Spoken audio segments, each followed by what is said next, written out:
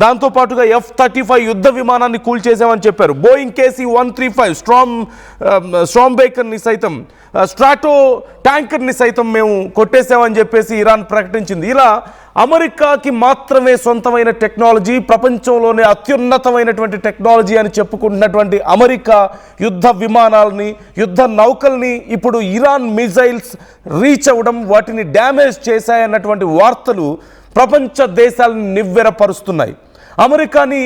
అమెరికాకి మింగుడు పడడం లేదు. అమెరికా ఎలా చెప్పుకోవాలి దీనికి సంబంధించి అని వాళ్ళకి అర్థం కావడం లేదు. మా మీద దాడి జరగలేదు అని చెప్పేసి కవర్ చేసుకునే ప్రయత్నం అమెరికా చేస్తోంది. బట్ ఇరాన్ ఇప్పటికే కన్ఫర్మ్ చేసింది, వాళ్ళు ప్రయోగించినటువంటి కొన్ని క్షిపణులు ఇప్పటికే USS అబ్రహం లింకన్ను చేరాయి, టచ్ చేశాయి. అవి అబ్రహం లింకన్ డ్యామేజ్ అయింది. ఈ నేపథ్యంలో అబ్రహం లింకన్ వెనక్కి తిరిగి పారిపోయింది అంటూ కూడా ఇప్పటికే ఇరాన్ ఒక ప్రకటనను విడుదల చేసింది.